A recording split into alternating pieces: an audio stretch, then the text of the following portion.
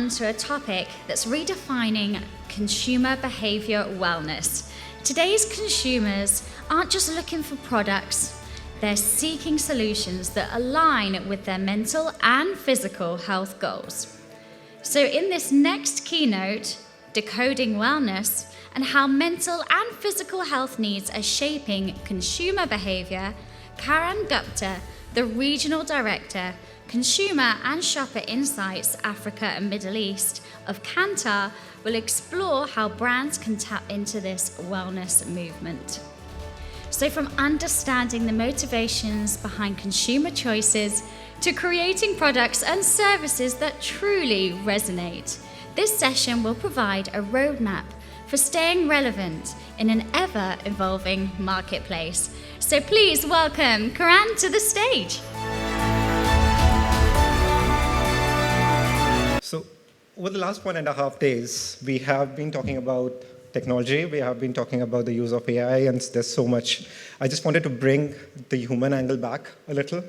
And we heard last evening how health and wellness is an upcoming trend, and it's something to watch out for different brands and marketeers. And it could, not just for marketeers, it's even important for us as consumers, isn't it? I mean, and when we talk about wellness, it's not just the physical well-being, it's also the mental well-being. And it's not something which becomes a taboo, but it's a conversation that needs to be had. And there are people who are taking active actions around this. Now, what I'm going to talk about to you is no random book information. We conducted, I'm from Kantar World Panel. We are a market research and consulting firm. We do our primary research. We are based out of UK, and we have our offices across many countries. We help brands find growth. That's what we do. That's our tagline. And we thrive in that. We recently did a study which is around this topic. We, in about 35 countries, speaking to more than 100K respondents like you all and myself. And through this, we are just going to talk about how consumers of different age groups are looking at health, wellness, from both mental and physical well-being. What are their needs? What are their requirements? How many are actually actively pursuing these actions? And then how can brands and manufacturers help them? So this is something that I just spoke about, so I'm going to skip. But one important point, here is that, and just in lunchtime, we were having some fabulous chat about research and how does it really transform, I mean, what kind of research we do, and does it really become a garbage in, garbage out? We tend to, through our approach, combine what people say with what they do. So when I'm saying that they have got their needs, are they actually doing those actions, taking those actions around their needs or not? So we try to, through our approach, merge the gap between say and do, and you'll see how that happens. So like I said, true wellness is not just about physical well-being, but it's also mental well-being. And we'll see what this really means. So I've got a question here, just to keep the room alive and not to make it one-way conversation. You all have got your mobile phones. Let's use that technology. You could either go to menti.com on your browsers and enter this code, or you can scan this barcode, and there will be a question, just the first question on your screens, if you could just answer that.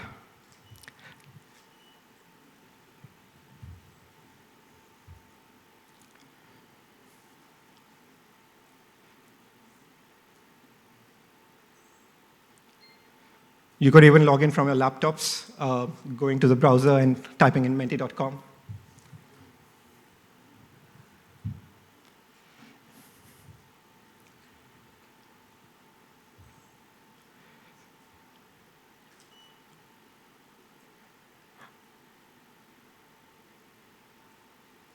Is everyone able to do that?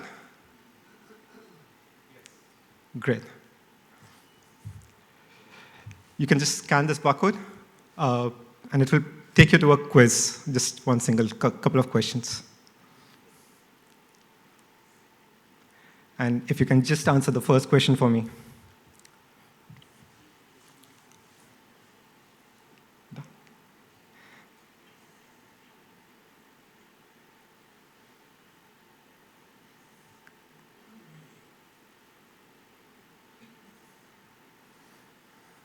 Right.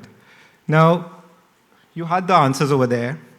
I'm not able to see the poll on my phone right now, but can I just ask you, what percentage did you guys think, what percentage of shoppers worldwide report feeling good mentally as well as physically? Out of the 4 options, just 66%, how many? Okay. There's, I guess, another option in 50s. How many for 50s? Okay, a few more. 40s? Third, there was, I think, last option on 30s. I guess the more on 30. So if I combine less than 50, there are more people on that. But the answer is 56% are feeling both. And that's an evolving trend as I'm speaking, It's something which is developing. 56% of the shoppers are feeling well mentally on both. And it differs. So this is a global study, like I said, and it differs across different countries, different continents, different regions. The data that I have here, obviously, is just by regions, but then we can dial down by different individual countries as well. But as you can see in Middle East, it's 64. Asia Pacific, it's 68. But then you see Europe right now, and with the situations, we know there are certain tough times in some of the countries over there. It's a little more down. So it speaks about, and then we can see why that's happening. Now, everyone is trying to be accountable for their own, and they're trying to take actions. Shoppers globally consider themselves as the main person responsible for their well-being, which is a good thing. We feel it's in our own hands, but then how can then manufacturers make it easier? And we'll look at that in the coming slides. So they are working proactively towards their well-being. They're trying to make it an integral part of their routine by either doing exercising or through doing certain activities, which is going to help them reduce some of the stress, which can affect their mental well-being as well. But 49% of them also feel brands are going to help or can help them make healthier life choices. And a very simple example, if we can provide them the information of the calories, if we can make it transparent for them about the content of the product and how it's there. There was a lot of conversation around, the ethical part of it. Should we be telling people about that or not? It's good to put it out there, and then we leave it to the consumer's choice about deciding. Because, and you'll see why, and we'll give you some examples of why it can still help your brand.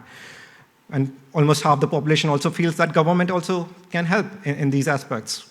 We see a lot of marathons being planned by the governments, a lot of such events being planned where people can come together, celebrate each other's success on this front.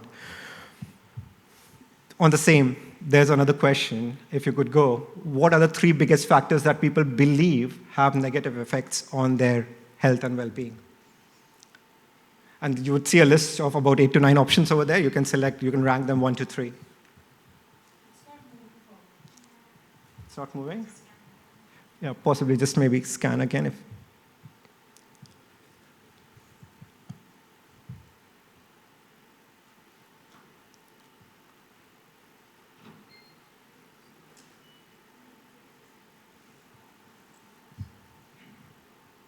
Does it work now? All right. So, well, it didn't work. No worries. So some of those are like lack of sleep, stress, alcohol, tobacco consumption. So I'm just shooting it out, and you can just tell me the top one. All right, let's go with a show of hands on that. So lack of stress, lack of sleep, alcohol and tobacco consumption, work-life balance not being proper, that's 4th. Economic situations, someone could be more worried about that, causing a stress. Additional use or exposure to technology or, the media around us, even that could be a factor. So out of these 5 or 6, which of, and 6 ones let me add, stress, which one do you think is impacting the physical and mental well-being of consumers? Overexposure to technology and lack of sleep. Okay. Any other thoughts? Work life, which can lead to stress as well, so yeah. Addiction, interesting. On addiction, only 25% of global population felt it's harmful for them.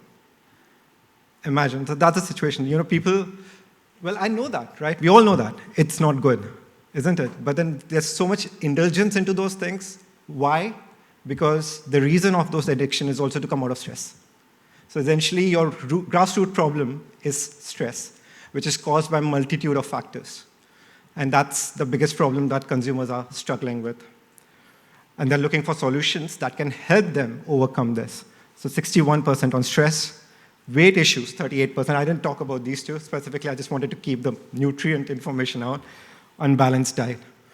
And this is just the awareness which is growing amongst the consumers that if I don't eat and sleep proper, if I don't manage myself well, it's not going to lead in a proper lifestyle. And it like I said, it differs. In this market, it's more of the unbalanced diet which over-indexes and which goes with, if I've got more options available, I'm going to utilize them.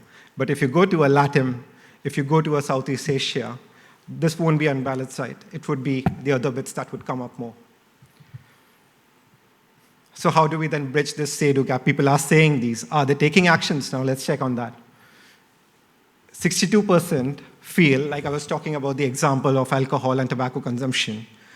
In this case as well, when we talk about processed food, when we even talk about sugar beverages, how many of us, we know how cold drinks are for our health or the sugar content in them, but I'm quite confident maybe 50% of us did have a glass of soft drinks in the lunch, right?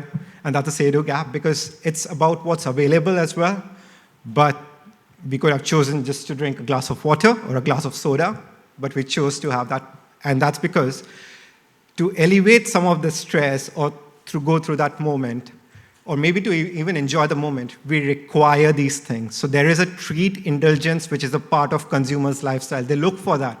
Hence, it's not improper and it's not absolutely wrong for marketeers to put this information out on a pack of chocolates and tell them how many calories will you consume if you have 1 bar of chocolate. Consumers can then take a call. Well, this is what, if I have 2 pieces, these are the calories I'm going to have, but these are the ways I'm going to burn that out as well. Because people do look for avenues to relieve themselves of stress. And that's a say-do gap. They know processed food, they know sugar beverages are harmful, but not everyone is avoiding them or is able to avoid them. And when I say avoiding, it's not like avoiding completely. It's avoiding like I have it less frequently, maybe once in a month kind. So people do have it as well. And like I was saying, treat is still something that consumers seek. They want to treat themselves. We all want to. We all in different shapes and form, whether it's treat in a form of chocolate, or it's a soft drink, or it's a pizza, or it's anything else. We all try to go for that. And that's something that consumers want.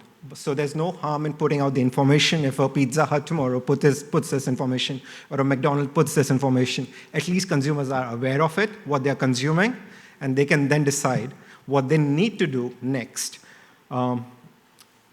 This is what they say. Half of them compensate after. So give me the option. And in fact, just over the weekend, I was watching a series on Netflix. Just during that, it was late evening, we decided to have some chocolates at home. What we did was calculate the calories, but next day we went for a run in the morning.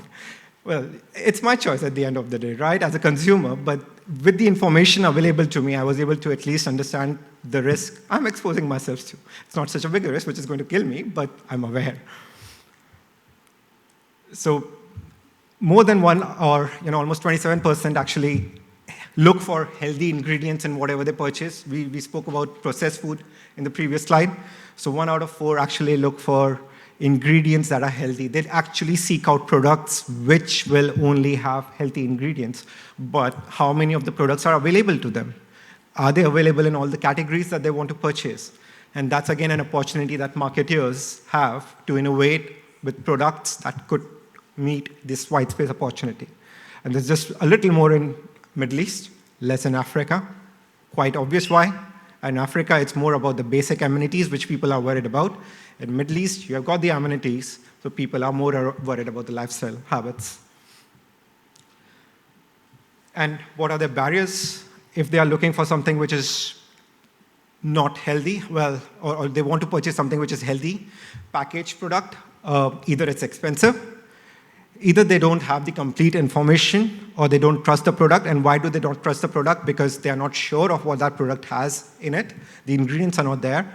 Or I'm confused whether it's truly healthy. So for me, the second and third are quite connected, because unless and until they have the information with them, they're not going to be confused. They will have the complete trust on the product. So the chocolates that I had, it made my decision very easy. It made my trust on the brand. I was quite sure of what they provided. Well, I can always doubt whether what they're putting is right or not, but then that's ethical practices. We'll expect them to do that. Why would they lie?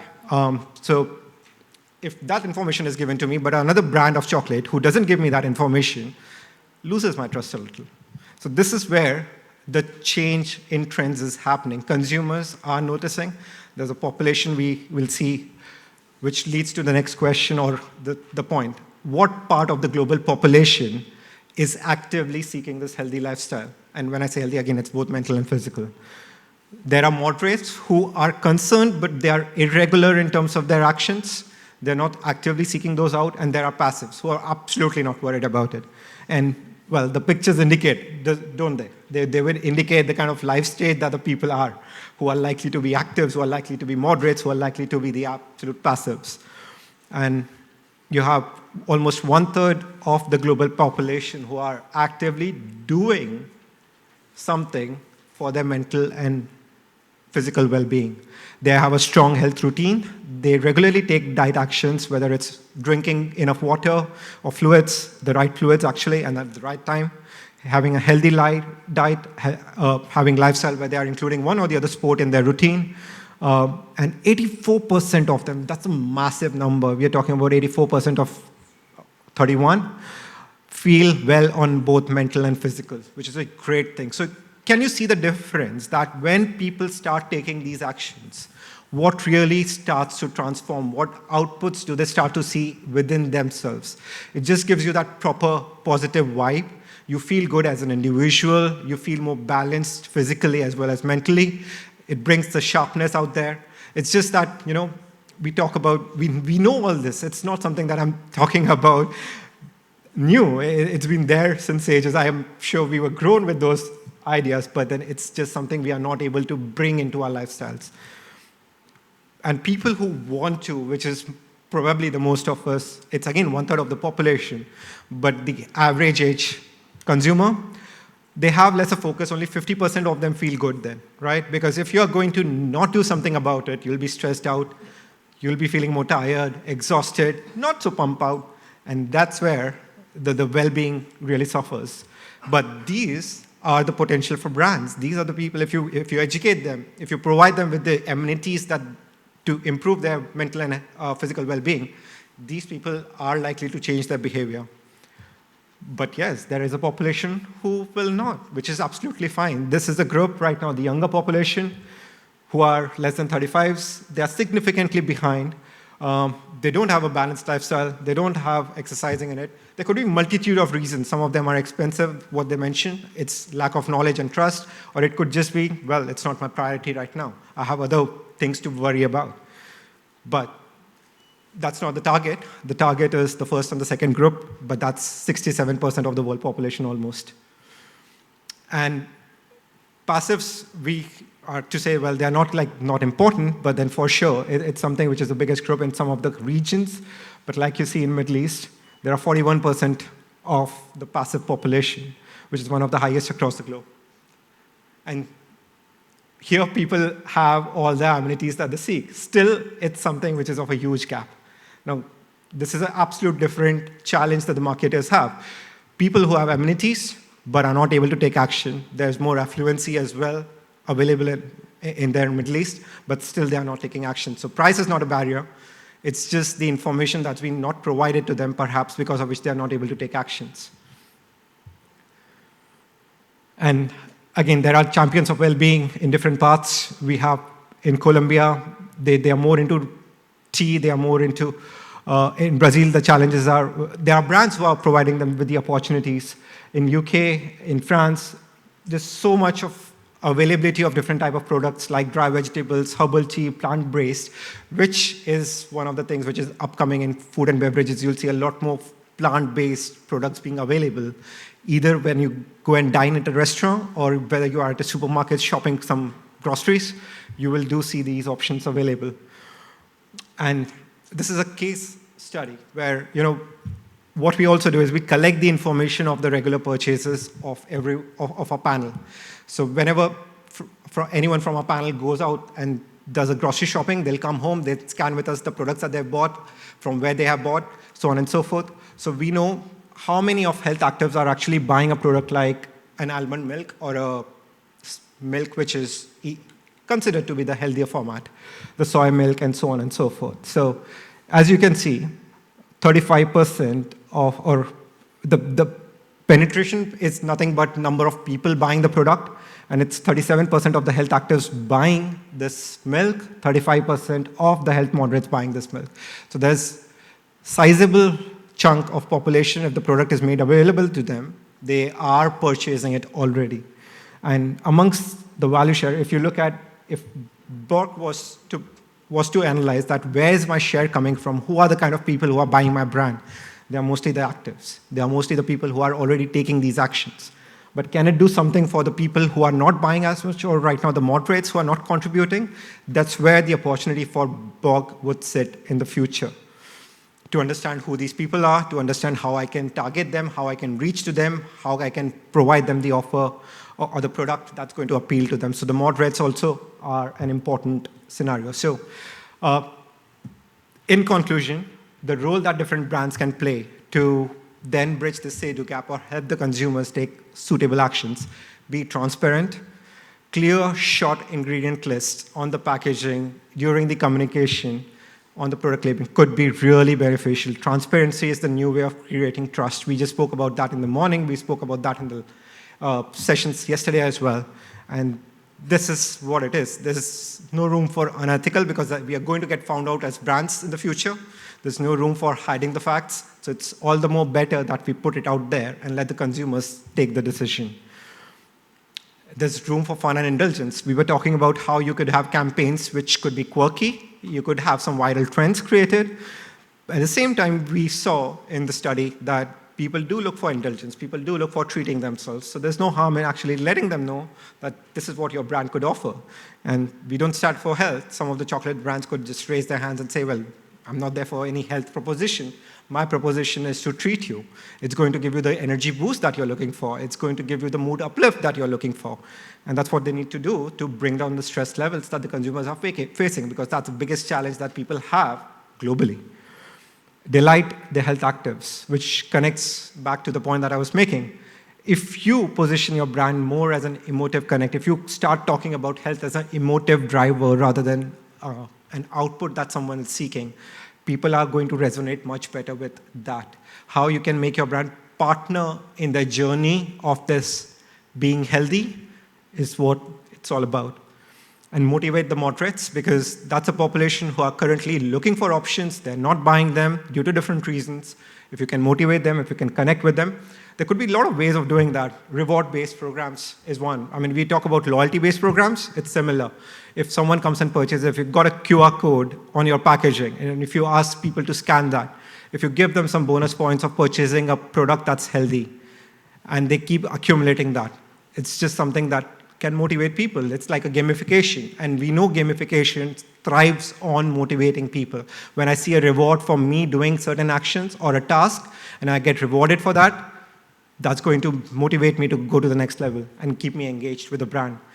And mix the products. A lot of this could be related to the convenience part of it.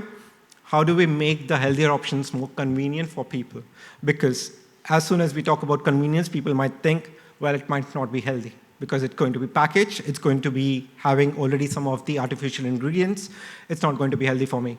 But then can you come up with those options which are going to be healthy as well as convenient at the same time? And last but not the least, it's the education, because people spoke about this. I'm not aware of what the product really is, how the ingredients are. If we can enforce that message, if we can make some entry-level products which people can buy, overcome the barrier of affordability, and make sure that they are able to purchase and just understand the concept of the product, it will be a huge one. And that's about it from me. Any questions?